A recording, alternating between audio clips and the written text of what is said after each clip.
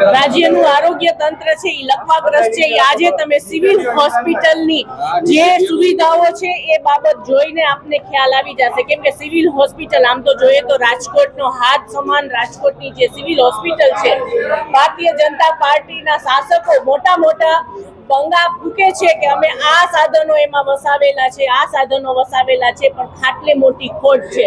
હમણાં જ આરોગ્ય વિભાગના અધિકારી આવ્યા ત્યારે પણ એને જે મેડિકલ સ્ટોર માટે થઈ અને જે દવાઓનો જે સ્ટોક છે અને એનું ટેન્ડર જે પ્રક્રિયા છે એ પણ જ્યારે બંધ કરાવી છે, ત્યારે ભારતીય જનતા પાર્ટીના જે મેડિકલ માફિયાઓ છે એ પોતાના બાપની પેઢી સમજીને સિવિલમાં જાણે કે બધા કામ કરતા હોય એવું ચોક્કસ લાગી રહ્યું છે.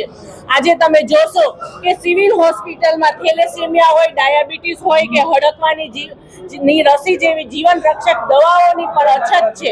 અને રાજકોટની ટીઆરપી ગેમ ઝોનની ઘટના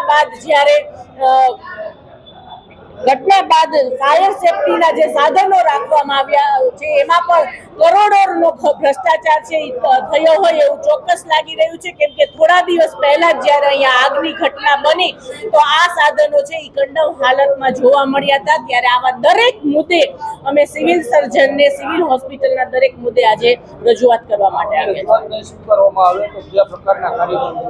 આમ તો અમારી 26/9ની પણ અમારી લેખિત રજૂઆત છે, પણ એનો હજી સુધી કોઈ જવાબ ન આપતા આજે અમે ડેલિગેશન સાથે આવ્યા છીએ. પણ જો જે સિવિલ હોસ્પિટલ છે એ મધ્યમ અને ગરીબ વર્ગના દર્દીઓ માટે જ છે, ત્યારે હર હંમેશ કોંગ્રેસ છે એ સક્ષમ વિપક્ષ તરીકે પોતાના કામ કરતી જ રહી છે. અને આગામી દિવસોમાં આ જો કામો જે છે એનું નિવારણ નહીં થાય તો ગાંધી ચિંધ્યા માર્ગે અમે આંદોલન કરીશું.